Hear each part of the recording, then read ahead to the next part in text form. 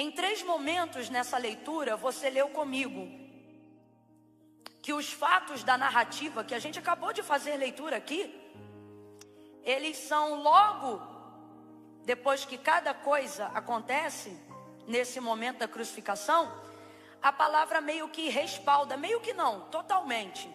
Ela respalda totalmente cada momento da crucificação de Jesus Cristo.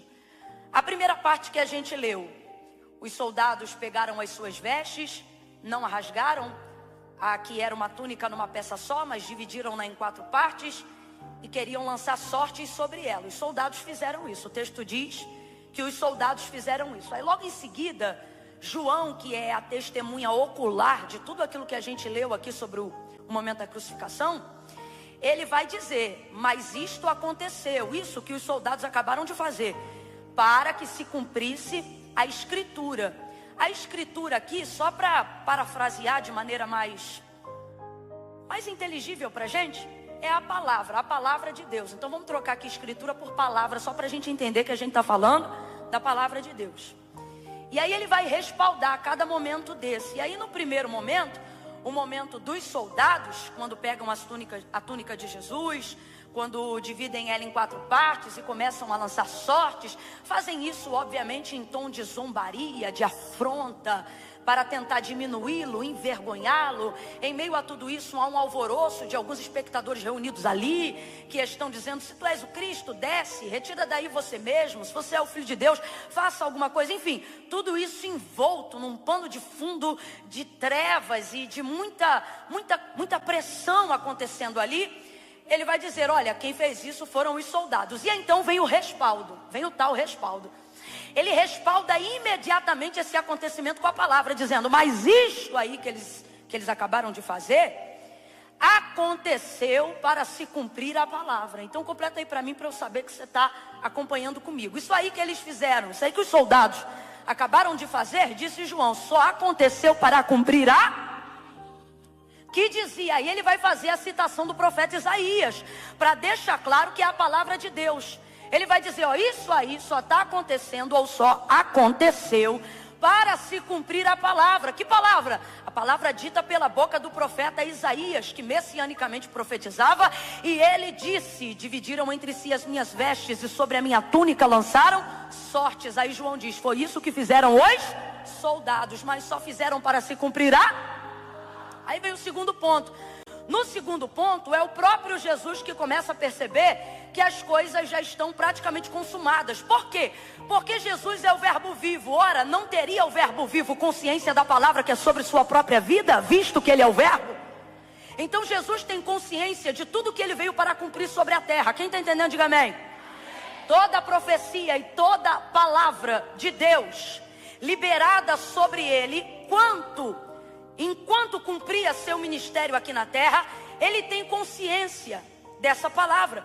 Por isso, inclusive, na condição de mensageiro, de pregador, de ministro, né, da palavra, ele por muitas vezes vai reunir as multidões e ele vai dizer, em verdade vos digo. Não por um vício de linguagem, não por um jargão de pregador, mas porque ele era a verdade que ele falava e ele era a verdade vivida. Então era natural ele dizer, em verdade vos digo. Ele está dizendo, sou a verdade que falo, sou a verdade que sou, a verdade que eu prego para vocês.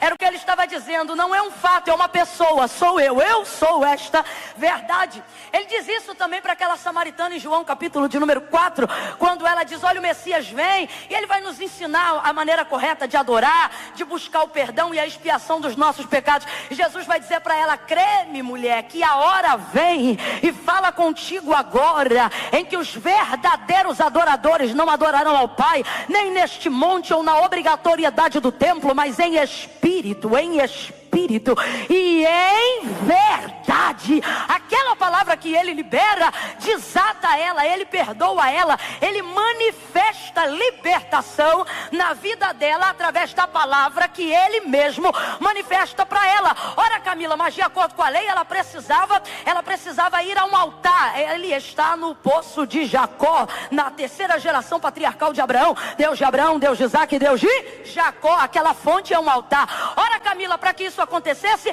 ela precisava de um sacerdote. Ela não precisava só de um sacerdote, mas ainda assim ele não era só um sacerdote, mas ela estava diante do sumo sacerdote. Oh meu Deus do céu, ora Camila, mas tem altar, tem até sumo sacerdote, mas ela precisava de um cordeiro, de um carneiro para expiação do seu pecado. Não tem problema, quer cordeiro melhor do que aquele que tira o pecado do mundo? O sangue imaculado estava ali. Então, na verdade, as palavras dele produziram sobre ela toda a libertação que ela precisava viver naquele momento, desde que ela se conectasse a ele, que é a palavra, e que estava sendo liberada em espírito e em verdade. Então veja bem, Jesus tinha consciência de toda a palavra que havia sido liberada sobre a sua vida e de tudo aquilo que ele precisava cumprir para cumprir a sua palavra aqui na terra. Então, se na primeira ocasião são os soldados que manifestam o cumprimento da palavra, na segunda ocasião, vendo ele que toda a palavra já estava sendo manifestada, ele vai dizer: ora, já está praticamente tudo consumado. O já está consumado mesmo só vem de fato depois que ele entrega o Espírito. Mas antes disso ele percebe que só falta uma coisa para que ele possa liberar o seu Espírito, entregar o seu Espírito. Porque como ele bem disse a Pilatos, a minha vida ninguém toma, a minha vida eu a dou. Então, para cumprir esse momento, faltava só uma coisinha. E aí que ele tem consciência da palavra, então é ele mesmo que vai cumprir esta palavra. Jesus vai dizer: tenho sede. Ele não vai dizer: me dá água, porque quem tem consciência da palavra não pede o que não vai receber, porque já sabe o que espera. Ele vai dizer: tenho sede. Ele sabia que faltava uma parte do cumprimento. Qual? A parte do vinagre, que também havia sido dito pela boca do profeta Isaías. Consciente de toda a palavra, ele manifesta a necessidade do cumprimento dela com sua própria boca. E ele vai dizer: tenho sede. Pegam então uma esponja que estava ali, embebedam ela num vinagre, colocam na vara do ísopo, estende até o madeiro aonde Jesus está crucificado. E ele então recosta a sua boca aquilo dali e cumpre este momento. Aí João vai dizer de novo, mais um respaldo: e isto aconteceu, presta atenção, gente, e isto aconteceu para que se cumprisse e isto aconteceu para que se cumprisse a palavra. E derradeiramente, aonde a gente terminou a leitura do texto, vai dizer que agora, depois já de sua morte, Jesus agora já entregou o seu Espírito e em corpo está completamente rendido ali no madeiro. E aí o texto vai dizer que então agora estão vindo, em razão de já começar ali na sexta-feira, a partir do pôr do sol, por volta das 6 horas da noite, dependendo do horário que o sol ia se pôr naquele dia, começava então o sábado, porque o sábado não começa no sábado, ele começa no pôr do sol da sexta-feira, no dia anterior. Este é o dia que Jesus foi crucificado. Então, haja vista que isso era importante, santificar o sábado, e aquele sábado era um grande sábado, eles pressionaram a Pilatos que tirassem o corpo dos crucificados de lá. Aqueles que estavam gemendo e ainda não morreram, morreram nessa hora, arrebentaram-lhes a parte de baixo e eles declinaram, eram enterrados como indigente. O pulmão que já estava cheio de sangue sufocava e terminava de morrer de uma vez só.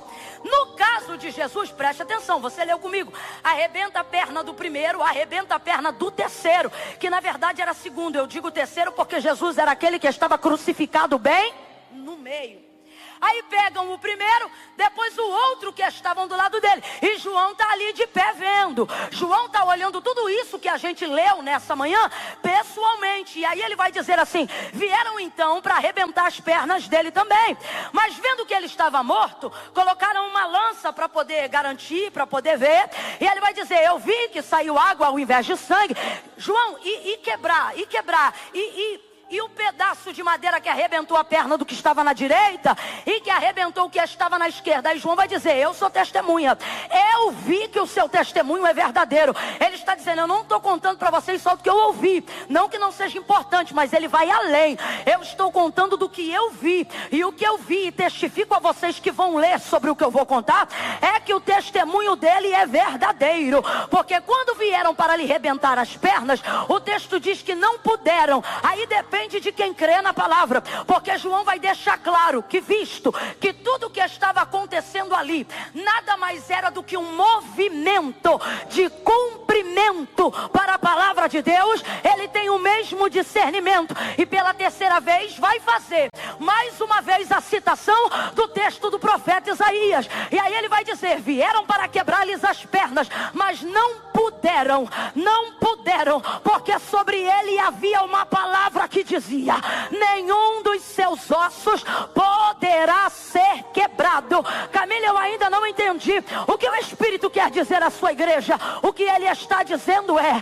creia que sobre a tua vida há uma palavra, e tudo que você está vivendo, tudo que está acontecendo na sua vida, seja de bom ou seja de ruim, nada mais é do que o cumprimento de uma palavra que tem regido os seus dias, de uma palavra que tem regido os seus anos, de uma palavra que tem regido a sua família. Eu vou contar de 1 a 3, e quando eu disser 3, você vai dar uma sacudida em quem está ao seu lado e vai dizer assim para esta pessoa: você está debaixo de uma palavra. É 1, é 2, pega na mão dele. 2,5, dá um apertãozinho. Ai, Camila, mas eu não conheço, eu fico sem graça. Fica sem graça não, deixa essa pessoa perceber que ela se assentou ao lado de um profeta do eterno nessa manhã. Deixa essa pessoa entender que Deus colocou ao lado dela um pregador de boas novas. Quando eu disser 3, você vai sacudir ela e vai dizer: tua vida está debaixo de palavra. É 1, é 2, é 3, vai! Tua vida está debaixo de palavra.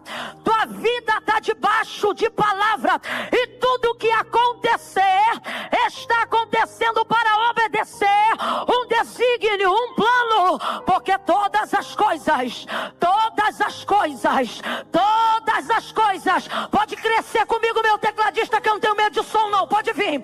Todas as coisas, abre a boca comigo e diga: todas as coisas. Diga isso para tua alma: todas as coisas cooperam juntamente para o bem daqueles que amam ao Senhor.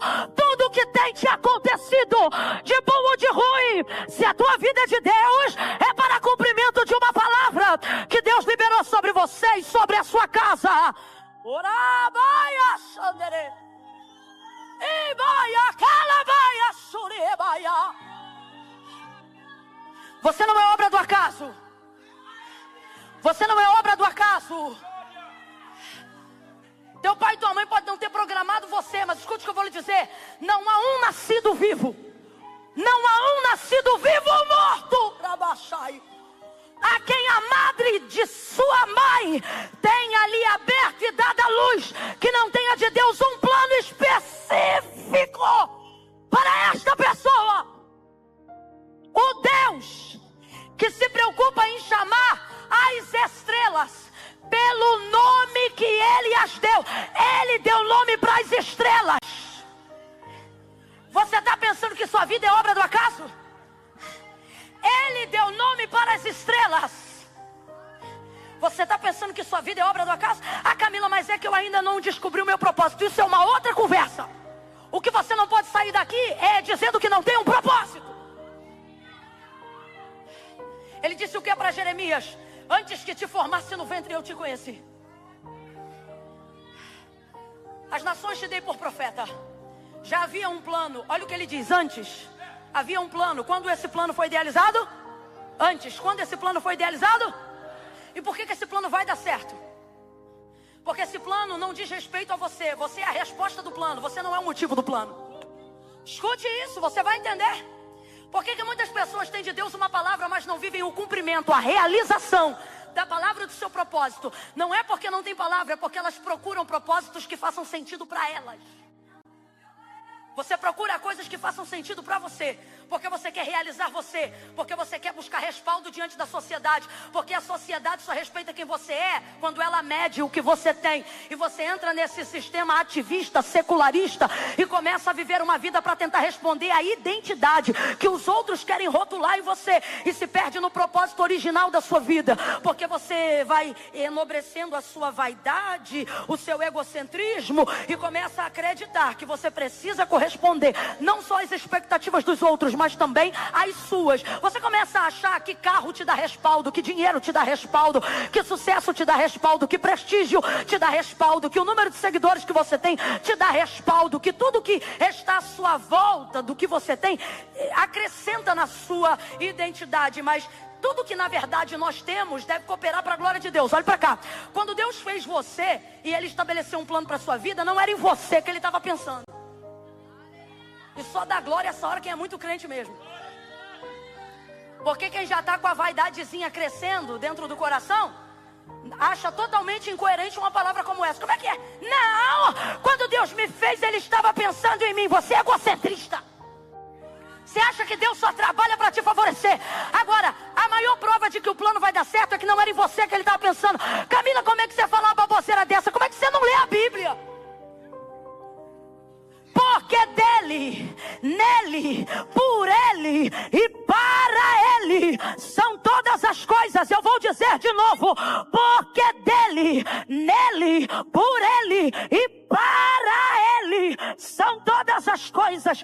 Oh, Camila, eu não entendi. Vai entender agora. Sabe por que que minha vida vai dar certo? Sabe por que que o plano de Deus para a tua vida vai dar certo? Sabe por que que a tua vida invoca a manifestação do cumprimento da palavra? Porque quando Deus te fez, não era em você que Ele estava pensando. Ele estava pensando: o que eu posso fazer para glorificar o meu nome? O que eu posso fazer para engrandecer o meu nome? O que eu vou fazer que vai adorar o meu nome? Aí Ele te fez. Você é dele, se move por Ele, através dele e para a glória do nome dele. Camila, então como é que eu vou descobrir o meu propósito? Você vai descobrir ele agora. Ele já foi descoberto. Meu irmão, não tem propósito escondido. Deus não é Deus de dúvidas. Deus não é Deus de indagações contínuas. Deus não quer você perdido no teu chamado, gastando tempo tentando achar o que está diante de você o tempo todo.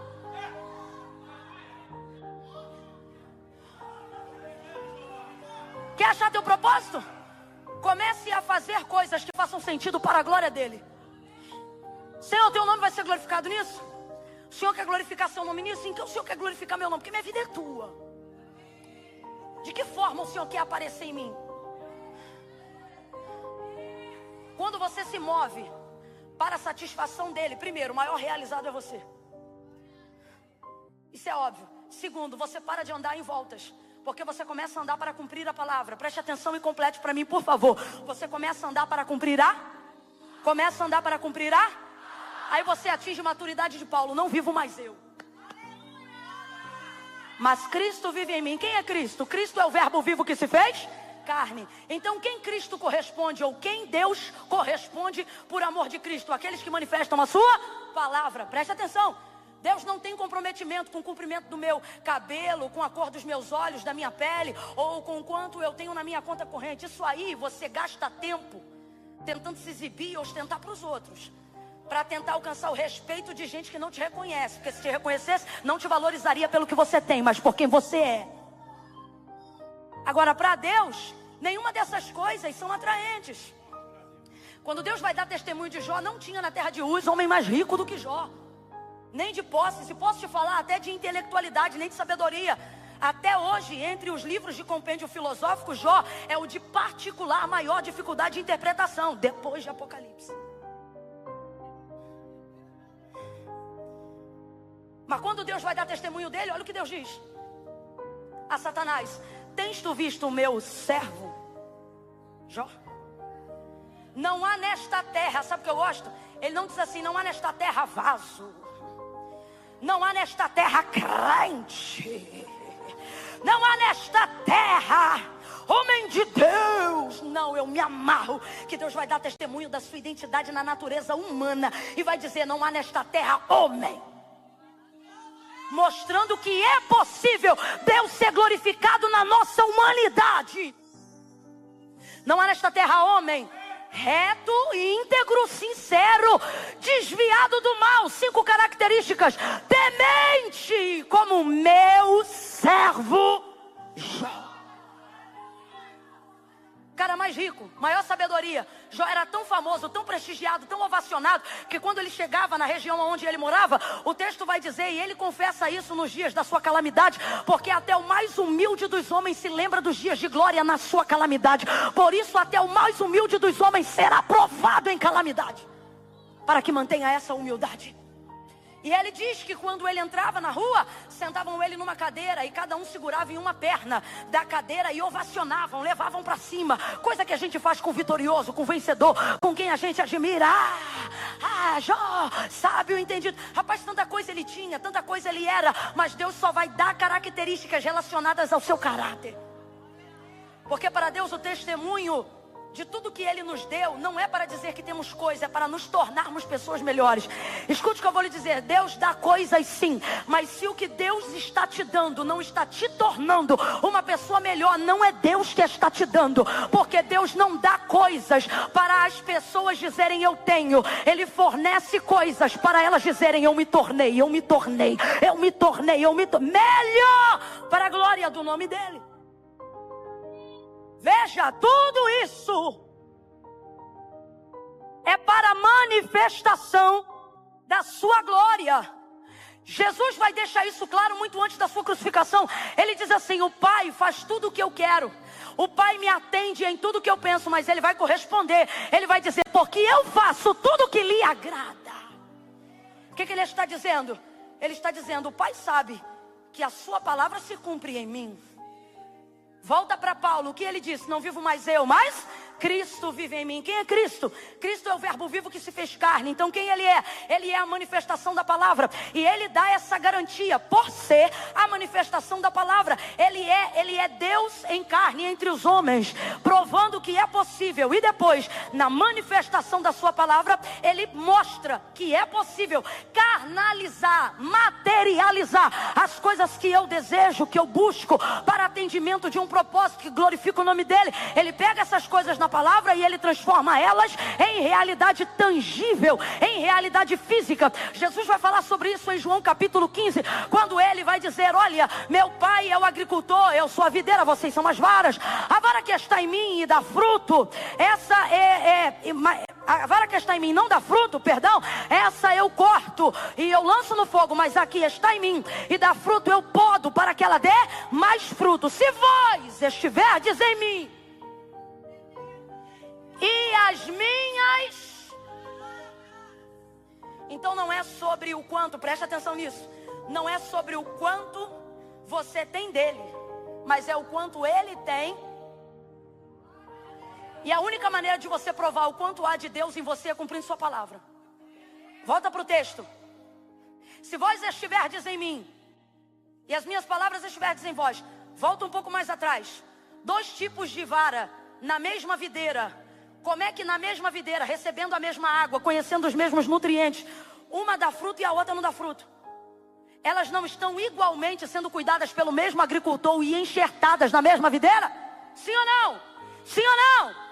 Mas como é que uma dá fruto e a outra não dá? Porque todas estão nele, mas só dá fruto as que ele está. Por isso ele diz, não é sobre estar, é sobre se vós estiverdes em mim e as minhas palavras permanecerem em vocês. Então ele está dizendo, vocês manifestam que vocês estão em mim, cumprindo a minha, vivendo a minha, manifestando a minha, obedecendo a minha. É assim que vocês dão fruto, é assim que vocês não vão para o inferno, é assim que vocês manifestam a glória do meu Pai. Aí ele continua, aí ele diz assim, dentro desse contexto, ou seja, fazendo isso, tudo que pedirdes ao Pai, tudo, prega para os dois aí e diga, é tudo, meu irmão, tudo, diga aí para ele, é tudo. É tudo. Ele não disse parte, ele disse tudo. Porque se a palavra de Deus está em você, você não vai manifestar nada que não seja para a glória do nome dele. Você não vai pedir o que não é para a glória do nome dele. Você não vai desejar o que não é para a adoração do nome dele. Se a palavra dele estiver em você, haverá correspondência imediata. Eu disse correspondência. Mas ele diz, por que vocês pedem mal e não recebem? Vocês pedem e não recebem, porque vocês pedem para gastar nos próprios deleites, para se realizar no que vocês querem, e no final ficam endinheirados, famosos, ricos e deprimidos. Por quê? Porque quem te realiza é quem te criou. A alma de toda criatura anseia pelo seu Criador. A sua alma e a sua vida tem um objetivo, glorificar a Deus. E você só faz isso se você conhece conhecer a palavra. Porque se você conhecer a palavra, Deus poderá manifestar tudo que Ele deseja em você. Assim, suas orações serão atendidas, seus louvores serão recebidos, sua vida terá significado. E aí você alcança um outro nível de maturidade como Paulo. Que maturidade, Camila? Quer comais, quer bebais, façais tudo para a glória